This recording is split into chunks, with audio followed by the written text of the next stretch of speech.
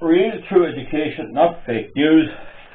Good morning, it's the 29th of December 2020 and it's a cold, bright day after a lot of rain and it's very seasonal weather.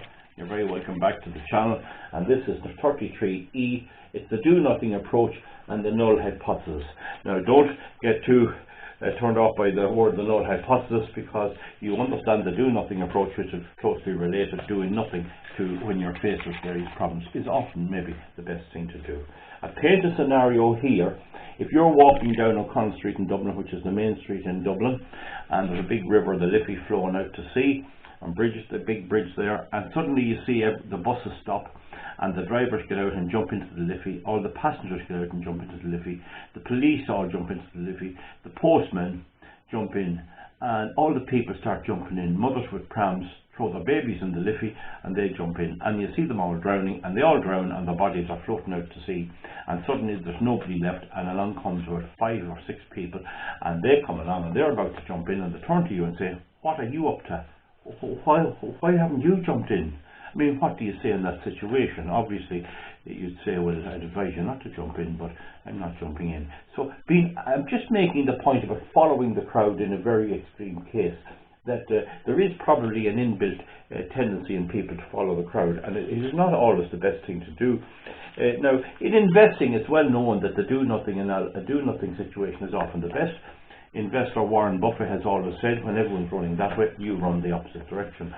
And there's a certain amount of wisdom in that. And you know, people are facing the idea, maybe they want to marry someone, to have settled down, have a family, and yet they have doubts about the person, or there's something about them, and they may decide. They have 2 decisions: yes or no, to marry or not to marry. Same with driving. People decide, will they drive or will they not drive? And that's, again, the do nothing approach. I say it's the correct approach in Ireland to the climate change business. I said the do nothing is the right approach for Ireland. I say fossil fuel is a gift from God, and a great gift, and that renewable energy is a complete and utter scam, and that the right thing to do with all this fussing about is do nothing, and I'm being proven right, because we're not saving any fuel or any CO2 with the windmills that we have, and what they want us to build more. And economist Colin McCartney has made that point about in Ireland, when we try something and it doesn't work, what we do is we always try to do more of the same, and that's building up into the COVID-19 situation.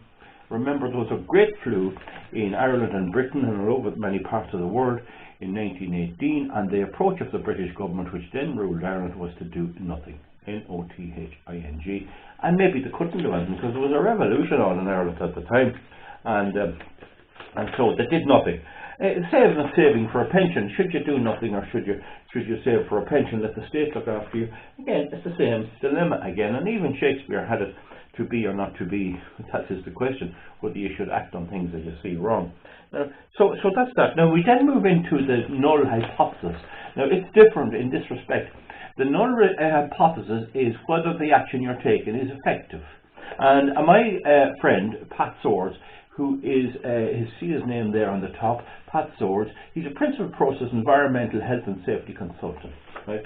A friend of mine, and he's from Dublin, but he has country origins going back in his people's time. And he's chartered, there's his name again there, Pat Swords, not too well written, I had to put it in afterwards. And he's a fellow of the Institute of Chemical Engineers, and he's an auditor in engineering.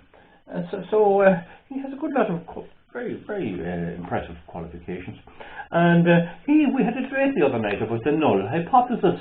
The null hypothesis, and it's a kind of a default function. And I'll give you an example. I have cattle, and I have to dose them twice a year. I have to give them some drench to kill all the vermin that can accumulate and keep them healthy, from lice up to fluke and all that. And so there are 3 ways of doing it. One is the most effective, is do it orally with a pump that puts it in orally, but that's very difficult with big cattle, very difficult, and dangerous in some cases. And the other one is to pour it on the back, which is the simplest and easiest way. And the third way is to inject it subconsciously under the skin, and that's the one I normally use. Now, for a long time it was believed all of these were effective, equally effective, but we now know that the pour-on is not as effective for killing certain types of vermin or parasites in cattle, and therefore I have to abandon it. It's the easy option, and I just have to give up. It's not the idea. So this year now I'm injecting. So there is an example where the null hypothesis does not prove. It's proven not to be the case. There is a difference between the two. Another very good example is, I would say, you have a young girl and she has 3 flower pots, and she has a similar bulb in each one, and they grow up to about 3 inches, and she waters one with water. She hears that Coca-Cola is very good, and she waters one with Coca-Cola, and she doesn't water one at all. The one she doesn't water dies and withers. The other 2 grow equally well. Therefore, that proves that the water is every bit as good as the Coca-Cola, and it's just the right one to use. And maybe, well, I'm not saying maybe better, but it's every bit as good. So the null hypothesis is what the person advocating Coca-Cola or some bio-plant food has to prove. They have to show that that works, and that it does a bit better. That's it. Otherwise, it's no point. And this makes perfect common sense, I'm sure, to you and me. Now, one of the things Pat points out about is that in North and South Dakota, there are 2 sister states in America, out in the Midwest. They're a bit like Cavan Monaghan or Meath, Westmeath. And North Dakota, I think it was the North now, I'm not exactly sure, but I think it was the North, did no restriction. They had very little restrictions at all, no lockdown, whereas South Dakota went for a huge lockdown. And the result of that was that there was no difference in the cases, in the deaths, or anything else. There was no difference in the cases or the deaths or anything else between the 2. And he was in Sweden as well, and he also could see there was nearly no talk about it over there at all. They just got on with life. There was another person wearing a mask, but it wasn't the same panic stations that we have here in Ireland. Now, so the connection between the social distancing measures and all of that, have they affected the spread of COVID-19 or whatever it is? And where is the ordinary flu gone? Have we taken that into account? That actually what's happened is that the flu has just overcome the normal flu vaccine. That the flu vaccine has been conquered by the ordinary flu.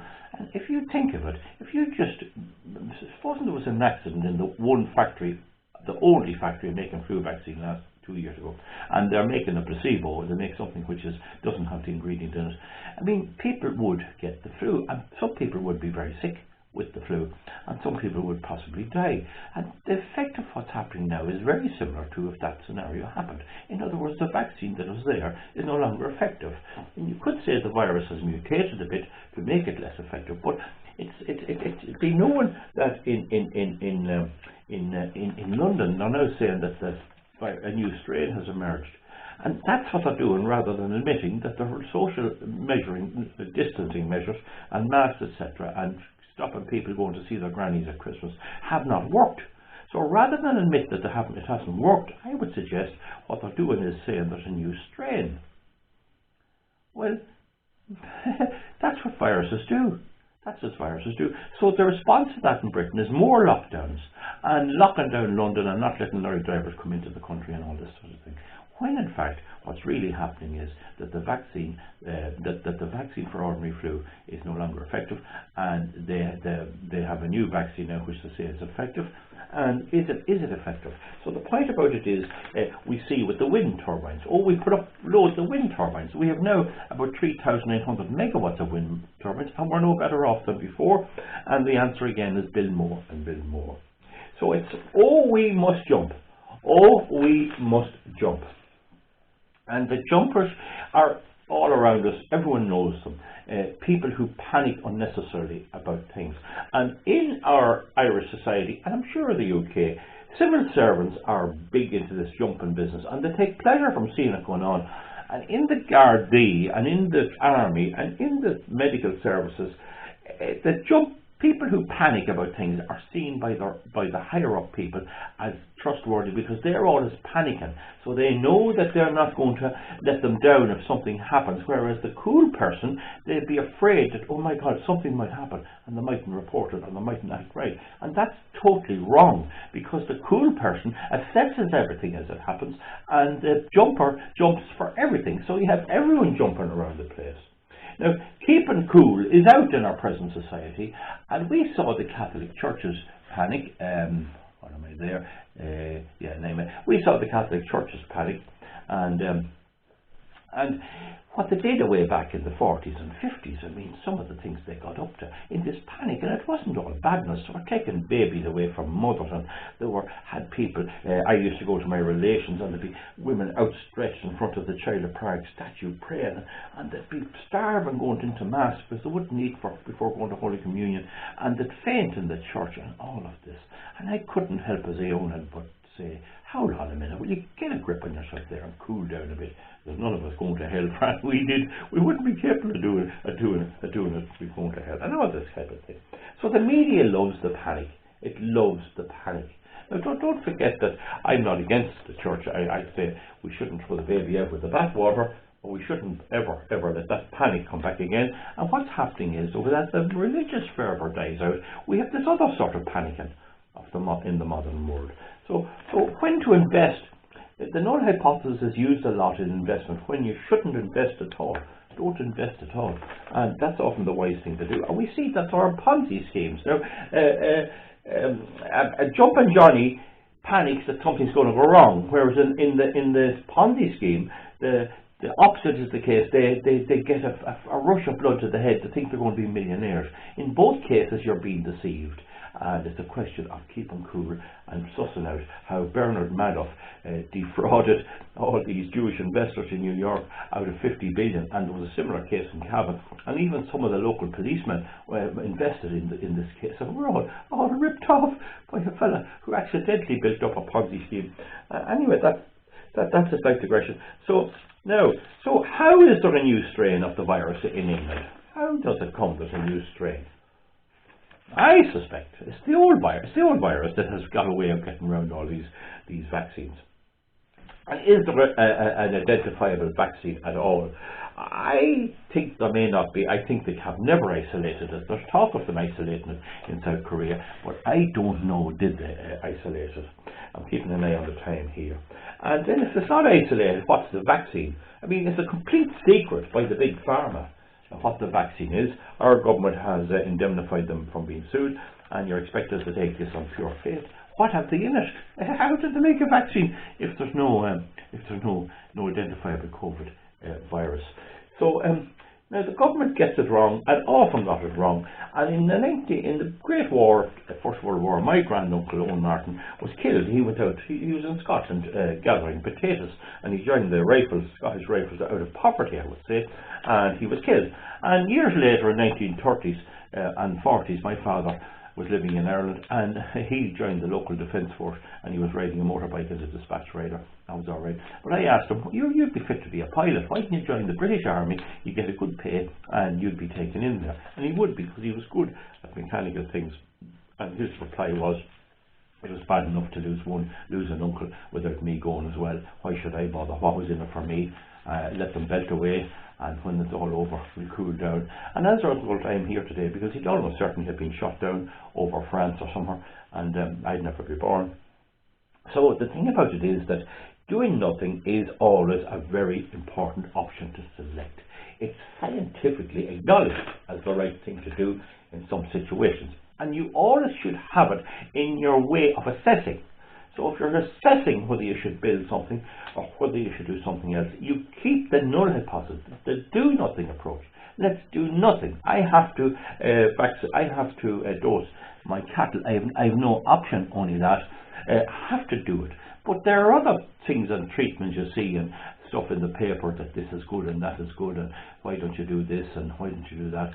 And why should we listen to it? There isn't a problem. Once they're dosed, they're perfectly healthy. Leave them alone. Leave them alone. And so that's the null hypothesis and the do nothing approach. And it's not always wise to do nothing, because there are times when you have to act, and times when you have to panic. And very often parents have a child that's not well and they panic and they try to raise money and all that. But it must be taken into account in your way of assessing. Folks, I'm on my time limit, and I'll leave it at that. Give me a thumbs up or a thumbs down. Bye, and see you.